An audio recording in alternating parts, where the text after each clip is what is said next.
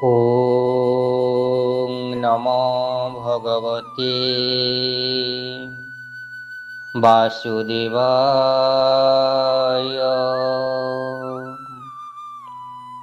वसुदेवं सुतं देव कंसचाणूरमर्दनं देवकी परमानन्द कृष्ण वन्दे जगद्गुरु। नमो ब्राह्मण देवाय गोब्राह्मण हिताय च जगद्हिताय कृष्णाय गोविन्दाय नमो नमः। नीलाचल निवासाय नित्याय परमात्मने बलभद्र सुभद्राभ्यां जगन्नाथाय ते नमः। जय जगन्नाथ, जय श्री कृष्ण। अनंत कोटि ब्रह्मांडर ठाकुर विश्वकर्ता परमेश्वर परमपिता विश्व चिंतामणि जगतर नाथ जगन्नाथंकर पद कमल रे ए दिनहीन अकिंचन अधमर अनंत अनंत कोटि प्रणिपात पूर्वक देवदेव बलदेव जगज्जननी शक्ति स्वरूपिणी अभयदायिनी मां सुभद्रा एवं चक्रराज सुदर्शन पदार बिंदरे अनंत अनंत कोटि प्रणिपात। एतत् व्यतीत श्रीमद्भागवत गीता माता को श्रवण करुवा मोर समस्त हरिप्रेमी समस्त कृष्ण पिपासु ये कृष्ण रस रसायत समस्त भक्त वृंदंक चरणार बिंदरे ये सेवक प्रवृत्त रही अनंत अनंत कोटि प्रणिपात। प्रिय सज्जन मंडली, आपण माने श्रवण करुछंती श्रीमद् भागवत गीता माता को। आज आपण माने श्रवण करिवे श्रीमद् भागवत गीतार अष्टम अध्यायर अक्षर ब्रह्मयोगर श्लोक 9। तेज आसतु आम श्लोकांक को जीवा एवं प्रभु अर्जुन को जहाँ युद्ध क्षेत्र में कही जो ज्ञान प्रदान करते से ज्ञान रु किंचित मात्रा आम आज श्रवण करवा। हे मोर सज्जन मंडली, ये भगवान दिव्य ज्ञान दिव्य उपदेश जहाँ को कहवा संभव नुहे तांको ज्ञान को ये ज्ञान को दुष्टता सहित ये अधम आपण मानक आगे उपस्थापन करुछि। निश्चिंत भाव में आपण श्रवण करेंगे। यदि भूल थाए तेज आपण मानकर विशाल हृदय मत क्षमा करदे। आसतु जीवा श्रीमद् भागवत गीतार अष्टम अध्यायर अक्षर ब्रह्मयोगर श्लोक 9 को जीवा। कविं पुराण मनुसंसितारम् असोरणीयं समनुस्मरेद्यं सर्वस्य धाता रमचिन्तरूपम् आदित्यवर्णं तमसं परस्तात्। अर्थात भगवान चिन्मय सुंदर जगत कर्ता परमेश्वर ये समस्त कथा जानती एवं से पुराण पुरुष अटंती से समस्त नियंत्रणकारी अटंती अनंत कोटि ब्रह्मांड को नियंत्रण करुचिंत से अनुठारु भी आहुरी क्षुद्रतर हो पारंती एवं समस्त पोषणकर्ता अटंती। से समस्त प्रकार भौतिक धारण ऊर्ध्वर अवस्थित अचिंत्य एवं से सर्वदा एक पुरुष अटंती। अति विशेष कथा यह जे से निर्विशेष व शून्य अटंती। निराकार हो पारंती, साकार हो पारंती एवं आकार मध्य हो पारंती।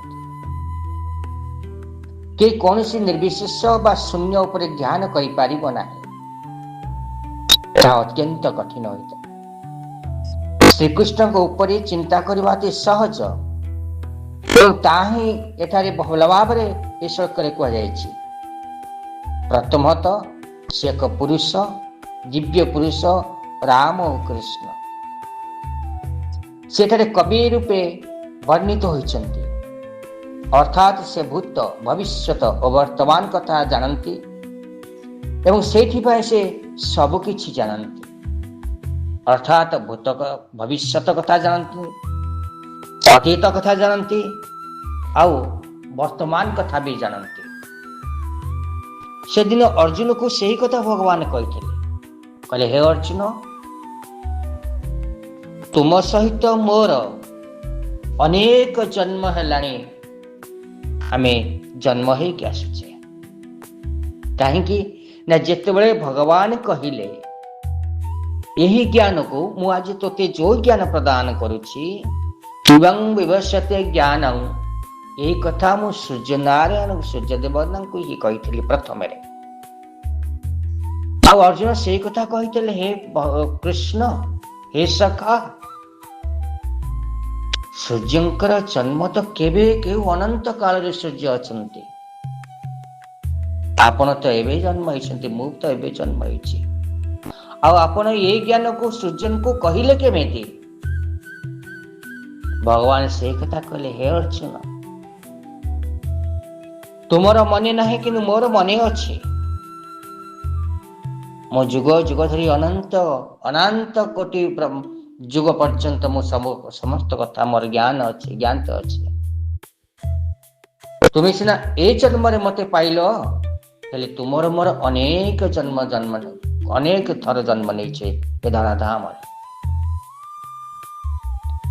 କାରଣ ମୁଁ ଜାଣେ ଭୂତ, ଭବିଷ୍ୟତ, ବର୍ତ୍ତମାନର ସମସ୍ତ କଥାକୁ ମୁଁ ଜାଣେ। ଆଉ ସେଇ କଥା ଭଗବାନ କହୁଛନ୍ତି। ସେ ପୁରାଣ ପୁରୁଷ, ଅତ୍ୟନ୍ତ ପୁରାତନ ସେ। କାରଣ ସେ ସମସ୍ତଙ୍କର ମୂଳ, ସବୁକିଛି ତାଙ୍କଠାରୁ ହିଁ ଜାତ। ସେ ମଧ୍ୟ ସମସ୍ତ ବ୍ରହ୍ମାଣ୍ଡର ପରମ ନିୟନ୍ତ୍ରଣକାରୀ ଅଟନ୍ତି ଏବଂ ସେ ପୋଷଣକର୍ତ୍ତା ଏବଂ ମାନବ ସମାଜର ଉପଦେଷ୍ଟା ଅଟନ୍ତି। ସେ ଅଣୁଠାରୁ ବି ଆହୁରି କ୍ଷୁଦ୍ରତର ହୁଅନ୍ତି ଏବଂ ସୂକ୍ଷ୍ମ ଜୀବାତ୍ମା କେଶାଗ୍ରର 10,000 ଭାଗରୁ 1 ଭାଗ ଅଟନ୍ତି। କ୍ଷୁଦ୍ରତରୁ ଅତି କ୍ଷୁଦ୍ର, ନଚେତ ଯାହା କୁହାଯାଇଛି, ସକଳ ଘଟେ ନାରାୟଣ ଅନାଦି ପରମ କାରଣ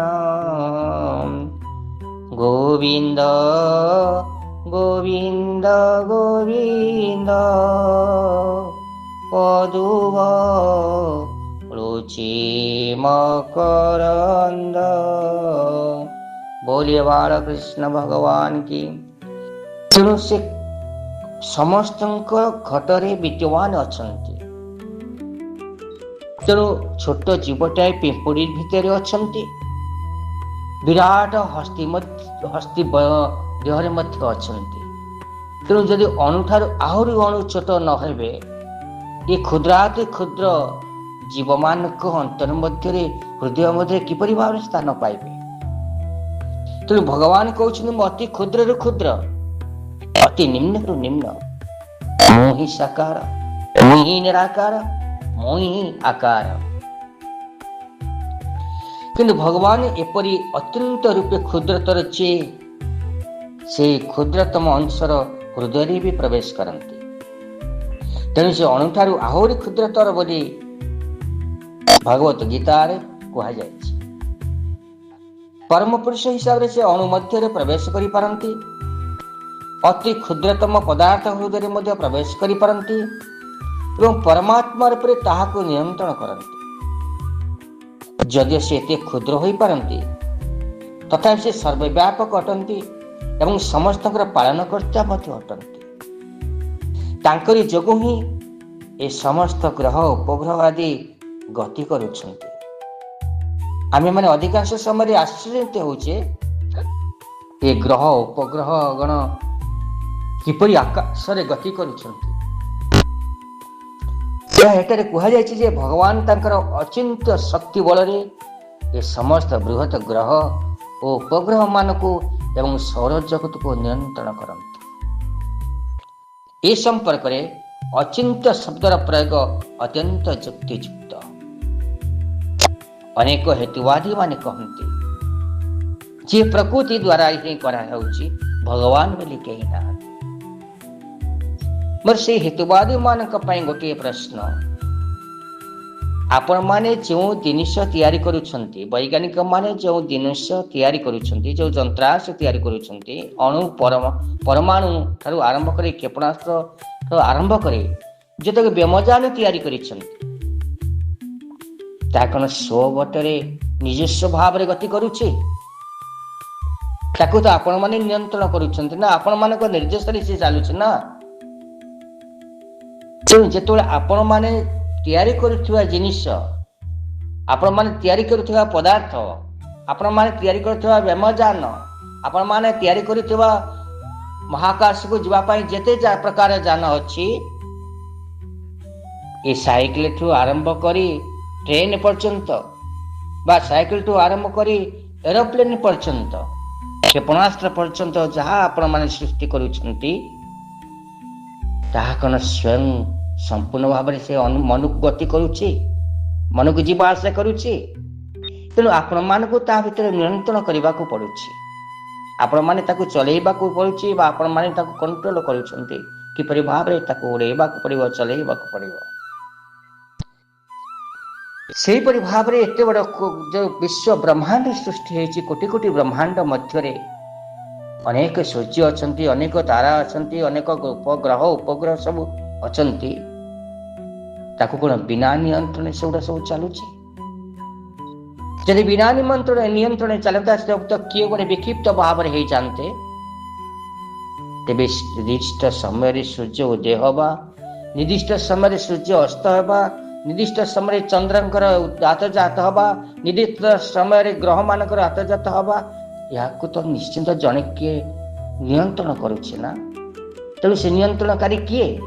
ଏ ନିୟନ୍ତ୍ରଣକାରୀ ହେଉଛନ୍ତି ଏ ଭଗବାନ ପରମ ପୁରୁଷ ପରମାତ୍ମା। ତେଣୁ ଭଗବାନଙ୍କର ଶକ୍ତି ଆମର ଧାରଣାର ବହିର୍ଭୂତ, ଆମର ଚିନ୍ତା ଶକ୍ତିର ଊର୍ଦ୍ଧ୍ୱରେ, ଏବଂ ସେଥିପାଇଁ ଆମକୁ ଅଚିନ୍ତ୍ୟ ବୋଲି କୁହାଯାଉଛି। ଏକଥା ଉପରେ କିଏ ଯୁକ୍ତି କରିପାରେ? ସେ ଏ ଭୌତିକ ଜଗତର ବିଷୟରେ ସର୍ବତ୍ର ପରିବ୍ୟାପ୍ତ ହୋଇଛନ୍ତି ଏବଂ ଏହାର ଊର୍ଦ୍ଧ୍ୱରେ ଅବସ୍ଥାନ କରୁଛନ୍ତି। ଆମେ ତ ଭୌତିକ ଜଗତ ବିଷୟରେ କିଛି ଧାରଣା କରିପାରିବା ହିଁ ନାହିଁ, କାରଣ ଅନେକ ବୈଜ୍ଞାନିକ ମାନେ କହିଲେ ଯେ ଯେଉଁ 9ଟା ଗ୍ରହ ଥିଲେ, ବୁଧ, ଶୁକ୍ର, ପୃଥିବୀ, ମଙ୍ଗଳ, ବୃହସ୍ପତି, ଶନି, ୟୁରେନସ୍, ନେପଚୁନ୍, ପ୍ଲୁଟୋ, ଏ ଯେଉଁ 9ଟି ଗ୍ରହ ଥିଲେ, ଏ କିଛି ଦିନ ତଳେ ବୈଜ୍ଞାନିକ ମାନେ କହିଲେ ନାଇଁ 9ଟି ନୁହଁ, 8ଟି ଗ୍ରହ। ବୁଧ ଗ୍ରହକୁ ବାମନ ଗ୍ରହ ବୋଲି କୁହାଗଲା, ତାକୁ ଗ୍ରହଠାରୁ ହଟେଇ ଦିଆଗଲା। କିଛି ଦିନ ପିଲାମାନେ ଭୂଗୋଳ ବିଜ୍ଞାନରେ ପାଠ ପଢିଲେ, ତାକୁ ପୁଣି ପରିବର୍ତ୍ତନ କରାଗଲା, ନାଇଁ ଯାହା ଥିଲା ଠିକ ଅଛି, ସେ 9ଟି ଗ୍ରହ ହିଁ ଅଛନ୍ତି। ତେଣୁ ବିଜ୍ଞାନକୁ ଦ୍ୱାହି ଦେଇ ଯେଉଁ ବୈଜ୍ଞାନିକ ମାନେ ଯାହା ପରୀକ୍ଷା କରି ପାଉଛନ୍ତି, ତାକୁ ସତ୍ୟ ବୋଲି ଭାବୁଛନ୍ତି, କିନ୍ତୁ ତାହାକୁ ଯିଏ ତିଆରି କରିଛି ତାକୁ ଅସତ୍ୟ ବୋଲି ଆମେ ଭାବୁଛେ। ତେଣୁ ଆମର ଏ ଦୁର୍ବଳ ମାନସିକତା ନେଇ ଆମେ ବଞ୍ଚିଲେ କେତେ ଦିନ ରହିପାରିବା? ଏ ବିଜ୍ଞାନକୁ ନେଇକି, ବିଜ୍ଞାନ ଠାରୁ ମହାବିଜ୍ଞାନ ହେଉଛି ଭଗବତ ଗୀତା। ଏ ବିଜ୍ଞାନର ଠୁ ଆହୁରି ମହାବିଜ୍ଞାନ। ତେଣୁ ଏଇ ବିଜ୍ଞାନକୁ ନେଇ ତୁମେ ଆଗକୁ ଗତି କରି ଚାଲିଛ। ଆଉ ଏ ବିଜ୍ଞାନ ଯେତିକି ଦୂର ଯାଇଛି, ଯେତିକି କଥା କହିଛି, ତୁମେ ତାଠାରୁ 4 ଭାଗରୁ ଭାଗେ ହିଁ ଯାଇଛ। ତେଣୁ ହେତୁବାଦୀ ମାନେ, ହେ ବୈଜ୍ଞାନିକ ମାନେ, ଭଲ ଭାବରେ ରିସର୍ଚ୍ଚ କର, ଦେଖୁଛ, ଚାହୁଁଛ, ଜାଣୁଛ। ସୂର୍ଯ୍ୟ ଉଦୟ ହେଉଛନ୍ତି, ସୂର୍ଯ୍ୟ ଅସ୍ତ ହେଉଛନ୍ତି, ଚନ୍ଦ୍ର ଗ୍ରହଣ ହେଉଛି, ସୂର୍ଯ୍ୟ ପରାଗ ହେଉଛି, କେଉଁ ସମୟରେ ହେଉଛି, କେତେବେଳେ ହେଉଛି, ତୁମେ ଏକ ବିଜ୍ଞାନ ଭାବରେ ଯନ୍ତ୍ରାଂଶରେ ଗଣିପାରିଲ। କିନ୍ତୁ ଅନେକ ବର୍ଷ ପୂର୍ବରୁ ବହୁ ବର୍ଷ ପୂର୍ବରୁ ଏଇ ମନୁଷ୍ୟ ଏଇଠି ବସି ଗୋଟିଏ ଜାଗାରେ ବସି ଏ ବିଶ୍ୱ ବ୍ରହ୍ମାଣ୍ଡକୁ ଆତଜାତ କରୁଥିବା ଭଗବାନଙ୍କର ସେଇ ବିଶ୍ୱକୁ କେତେବେଳେ କୋଉ ମୁହୂର୍ତ୍ତରେ କୋଉ ଗ୍ରହ କୋଉଠି ଅଛି ଗଣନା করে କହୁଥିଲେ। ଯେଉଁ ଭୌତିକ ଜଗତ ଆଧ୍ୟାତ୍ମିକ ଜଗତ ତୁଳନାରେ ଅତି ହୀନ ବା କ୍ଷୁଦ୍ର ଅଟେ, ତେବେ ତାର ଉର୍ଦ୍ଧ୍ୱରେ ଥିବା ଭଗବାନଙ୍କ ସମ୍ବନ୍ଧରେ ଆମେ କିପରି ଧାରଣା କରିପାରିବା? ଅଚିନ୍ତା ତାତ୍ପର୍ଯ୍ୟ ହେଉଛି ଯାହା ଏ ଭୌତିକ ଜଗତର ଉର୍ଦ୍ଧ୍ୱରେ ଅବସ୍ଥିତ, ଯାହାକୁ ଆମର ଯୁକ୍ତି ତର୍କ ଏବଂ ଦାର୍ଶନିକ ଚିନ୍ତାଧାରା ସ୍ପର୍ଶ କରିପାରିବ ନାହିଁ, ଯାହା ବିଷୟରେ କିଛି ଚିନ୍ତା କରାଯାଇ ପାରିବ ନାହିଁ, ଅଚିନ୍ତ୍ୟ। ତେଣୁ ଆପଣମାନେ ସାପ ମନ୍ତ୍ର ନ ଜାଣି ବିଛା ମନ୍ତ୍ର ନ ଜାଣି ସାପ ଗାଡ଼ରେ ହାତ ପୁରେଇବା ଯାହା ଆପଣମାନଙ୍କ ଜ୍ଞାନ ହେଉଛି ସେଇଆ। ସେଥିପାଇଁ ବୁଦ୍ଧିମାନ ଲୋକେ ଅଯଥା ଯୁକ୍ତି ତର୍କ ଏବଂ ଦାର୍ଶନିକ ଚିନ୍ତାଧାରାକୁ ତ୍ୟାଗ କରି ବେଦ ଗୀତା ଶ୍ରୀମଦ୍ ଭାଗବତ ପ୍ରଭୃତି ଶାସ୍ତ୍ର ବା ଗ୍ରନ୍ଥମାନଙ୍କରେ ଯାହା ଦିଆଯାଇଛି ତାହା ସ୍ୱୀକାର କରିବା ଉଚିତ ଏବଂ ସେ ଗ୍ରନ୍ଥ ମାନଙ୍କରେ ଦିଆଯାଇଥିବା ଧର୍ମନୀତିକୁ ଅନୁସରଣ କରିବା ଉଚିତ। ତାହେଲେ ଭଗବାନଙ୍କୁ ସହଜରେ ବୁଝିପାରିବ। ଏ ଜ୍ଞାନକୁ ପ୍ରାପ୍ତ ହେବା ପାଇଁ ହେଲେ ଆପଣଙ୍କୁ ଡିଗ୍ରୀର ଆବଶ୍ୟକତା ନାହିଁ, କୌଣସି ବିଶ୍ୱବିଦ୍ୟାଳୟରେ ପାଠନ କରିବାର ଆବଶ୍ୟକତା ନାହିଁ। ହୃଦୟ ମଧ୍ୟରେ ବିଶ୍ୱାସ ଭାବ ରହିଲେ ଏ ଜ୍ଞାନକୁ ହିଁ ପ୍ରାପ୍ତ ହେଇପାରିବ। ତେବେ ସଜ୍ଜନ ମଣ୍ଡଳୀ, ଆପଣମାନେ ଶ୍ରବଣ କରୁଛନ୍ତି ଶ୍ରୀମଦ୍ ଭାଗବତ ଗୀତା। ଆଜି ଶ୍ଲୋକାଙ୍କ 9 ଆପଣମାନଙ୍କ ଉପରେ ଉପସ୍ଥାପନ କଲି। ଆସନ୍ତୁ ପରବର୍ତ୍ତୀ ଶ୍ଲୋକକୁ ଆମେ ଯିବା। ଭଗବାନ ଅର୍ଜୁନକୁ ଆଉ କ'ଣ ଜ୍ଞାନ ପ୍ରଦାନ କରିଛନ୍ତି, ଆମେ ମଧ୍ୟ ସେ ଜ୍ଞାନକୁ ପ୍ରାପ୍ତ ହେବା। ଓಂ ନମୋ ଭଗବତେ ବାସୁଦେବାୟ।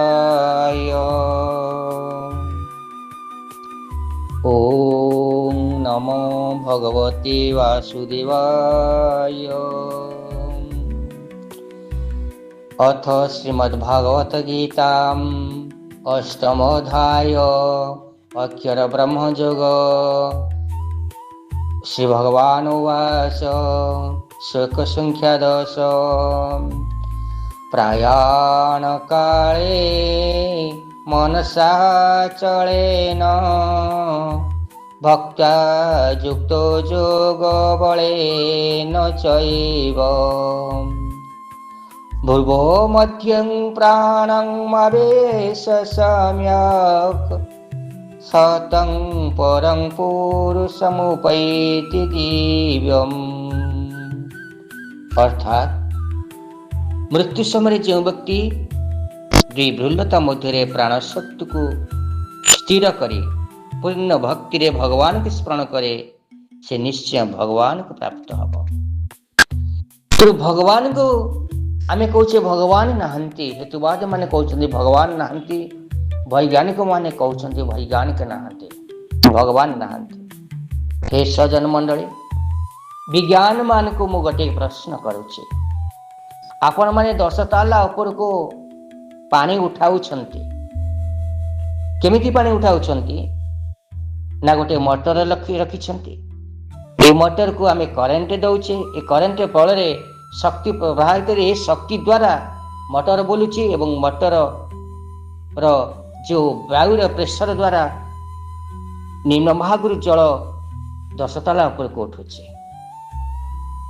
तेणु जो मोटर रो हॉर्स पावर शक्ति बल रे, ए शक्ति बल रे माटी तलर पानीटा जेतेबेले 10 ताला ऊपर को जाउची, सेतेबेले आमे कहूची शक्ति हेउची मोटर शक्ति, इंजिन शक्ति बा विद्युत शक्ति बल आमे ऊपर को उठेले। किंतु हे मोर श्रोता बंधु, हे मोर भागवत प्रेमी, हे मोर गीता प्रेमी, हे मोर कृष्ण पास, से वैज्ञानिक मान को मु गोटे प्रश्न पचारुछि। वर्तमान जो परि भाव रे हेतुवादी मानक संख्या बढ़ी गलानी, वैज्ञानिक मानकर विज्ञान कौशल को दुहाई दे आम संस्कृति परंपरा को से नष्ट भ्रष्ट करने को चाहते से मोर गोटे प्रश्न 10 ताला ठारू आहरी 10 ताला जो गोटे लेखा नारिकेल वृक्ष अच्छी नड़िया वृक्ष अच्छी नड़िया गछ अच्छी ये नड़िया भितर पैड़ भितर को पानी केउपरी भाव में पानी जाकि भितर संरक्षित होगी अच्छी कौ शक्ति बल अच्छी केतेटा जेनेरेटर लगी केतेटा विद्युत शक्ति करेन्ट ता प्रवाहित होती जे माटी तलर पानीटा जाकि पैड़ मध्य 10 तला उच्चार से गछ उपर रही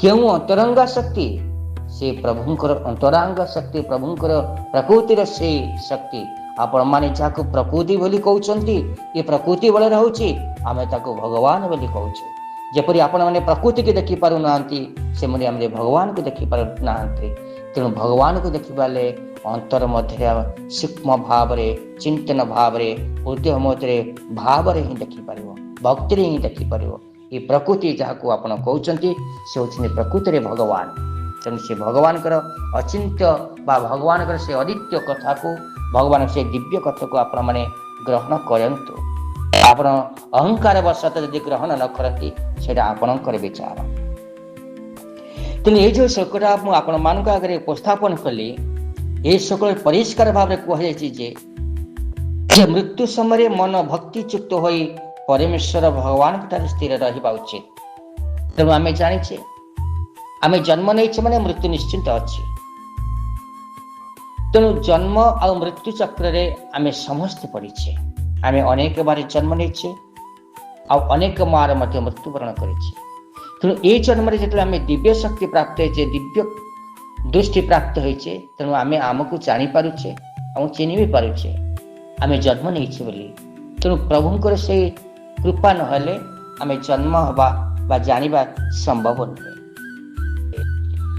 तेणु जन्म जन्म पुनरपि मरण मरण पुनरपि जन्म पुनरपि मातार जठरे शयनम आम जन्म नहीं मृत्युवरण करवा मृत्यु होला भी जन्म ग्रहण करवा अचिंत ए जुग जुगांतर धरी चली रही तेणु जो मृत्यु समय जो कष्ट मानस जीव जन्म ठारू मृत्यु पर्यंत सबुदिन कष्ट ये कर्ममय जीवन रे अनेक कष्ट सहिबा को पड़े मातृ गर्भर कष्ट कष्ट ठारू कष्ट नहीं माँ गर्भ रे रहिबा समय रे जीव ना निजस्व भाव रे किछि कहि पारे ना करि पारे मल मूत्र नाल नाड़ी मध्य रे रहिबा को पड़ी थाए 10 मास 10 दिन माँ जाए खाए आमे ताको ही खाई थाओ माँ राग खाइले आमको कष्ट लगे खटा खाइले आमको आंबिला लगे तेणु विकृति लगे तेणु माँ जहाँ खाइबो आमे से खाद्य को ही खाइबा को बाध्य ही थाओ ना आमे कर लौटी पारू ना आमे खेली पारू बसी पारू ना निज इच्छा कुआड़े जाई पारू कुर्मी मान का दंशन मध्य आमको सहिबा को पड़े ये कुर्मी मान जो आमको दंशन करती से कष्ट को आम अनुभव करने को पड़े किंतु आम किसी भी करूना ये अंधकार मध्य मातृ गर्भरे ये लाल मल मूत्र मध्य आम रही था भूमिष्ठ हो भूमिष्ठ होला परे ए संसार प्रभुंकर ए संसार माया रे आमे फसी जाऊ संसार मध्य आमे परिवार पोषण करने कर्मरत हो ये कर्मरत समय ये परिवार को प्रतिपोषण करने आमको अनेक यातना अनेक कष्ट अनेक जंत्रणा सहिबा को पड़ी था तापरे अनेक रोगर शिकार मध्य होता हुए शरीर को अनेक रोग ग्रास करे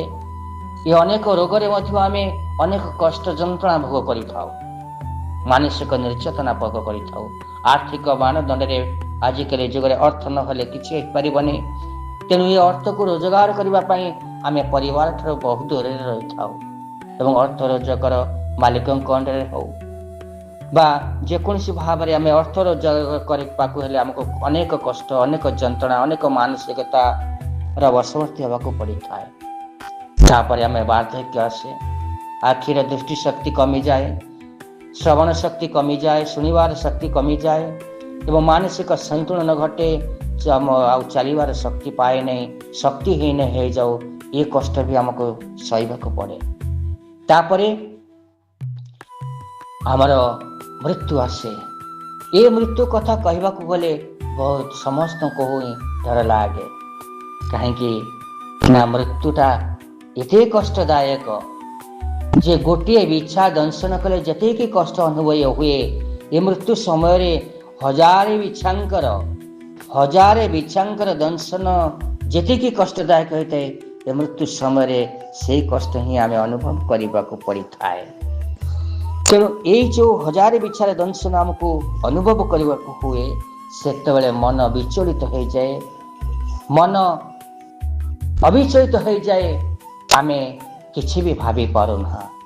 आ जी प्रकृत रे भक्त जे सदा सर्वदा भगवान को चिंतन करुथाए, जे सदा सर्वदा मन मध्य हरे कृष्ण कृष्ण कृष्ण हरे हरे, हरे राम राम राम हरे हरे चिंता करुथाए, आ भगवान कर्म मध्य भगवान को स्मरण करते, मृत्यु समय निश्चिंत भाव में तार प्रभु कथा चिंतन आसो। आ प्रभु कथा चिंतन आसिले ही से जीव भगवान को ही प्राप्त हम। आउ जो माने जोग अभ्यास करुछंती सेमनक पई आ कहा जेछि जे सेने प्राणवायु को दुई भिन्नता मध्य रे, अर्थात मृत्यु समय रे प्राणवायु को युक्त दुर्भिन्नता मध्य को उन्नत करिवे। किंतु ए प्रकार जोग अभ्यास न करुथिबा एक शुद्धमुक्त तार मन को सर्वदा कृष्ण चेतन लगाई रखिब। फल मृत्यु समय भगवान कृपा हेतु ताको स्मरण कर पारिब। यह मध्य चतुर्दश श्लोक वर्णना करा जायछि सुंदर भाव में। तेणु ये जो श्लोकटा आपण मानक आगे उपस्थापन कली, ये श्लोक व्यवहृत जोग बल शब्द अत्यंत अर्थपूर्ण अटे। कारण जोग अभ्यास बिना कहीं मृत्यु समय ए दिव्य अवस्था प्राप्त हो पारिब नाही। जदि व्यक्ति तार जीवन काल मध्य कौन जोग विधि अवलंबन न करी विशेषतः भक्ति जोग विधि अवलंबन करी भगवान को स्मरण करने को अभ्यास न करी थाए, तेबे से कदापि मृत्यु समय हठात भगवान को स्मरण करि पारिब नाही। मृत्यु समय मानवर मन अत्यंत आंदोलित होता है। तेणु मानव को जीवन काल मध्य जोगमार्ग अवलंबन करी भगवान को स्मरण करने को अभ्यास करने को हेब। तेणु जीवन सत्यता आउ परमेश्वर परम पितांकर ये विशाल संसार ये दिव्य ज्ञान को महत्वपूर्ण ज्ञान को जो व्यक्ति भल भाव बुझी पारे, विश्वास सहित भगवान का से कार्य को बा कर्म को बा दिव्य ज्ञान को श्रवण करी भगवान करे उपदेश को निज जीवन रे लगे पारे, तेबे निश्चित भाव रे ता जीवन सुखमय शांतिमय एवं आनंदमय हेब। तेबे श्रोता बंधु, ये भगवान कर ये दिव्य वाणी भगवान कर आम पाई उपदेश आम जीवनर मानुआल। तेणु ये जीवनर मानुआल को ये भगवत गीता माता को जदि निज को भगवान को गीता माता को आश्रय नहीं थिबे, ये भगवान जहाँ उपदेश प्रदान करिसेंती आपण को चिंतन रे आपण को मन मध्य जेपरि भाव रे भावना रखी आपण माने आको बुझिबे, निश्चिंत भाव रे आपण को जीवन सुखमय शांतिमय एवं आनंदमय हो। आसतु आज समय निर्देश देला आपण मानक विदाय नपा। जदि कुछ भूल थाए तेबे आपण माने क्षमा करदेवे बोली मुझे आशा रखुची। तेज आसतु आज बाणी को विश्राम देवा, पुणी आसंता श्लोक आसंता अध्याय। तेज आज बाणी को विश्राम देवा पूर्व प्रभु को टिके नाम नवा एवं आज बाणी को विश्राम देवा। सर्वे बोलन्तु हरि हरि, हरि करिबे भव पारी, हरि जे मलय पवन, कष्ट को करन्ति चंदन, गोविंद गोविंद गोविंद पदुग रुचि मकरंद। बोलिए बालकृष्ण भगवान की। सर्वे भवन्तु सुखिनः, सर्वे सन्तु निरामयाः, सर्वे भद्राणि पश्यन्तु, मा कश्चित् दुःखभाग् भवेत्। ओम शांति, ओम शांति, ओम शांति।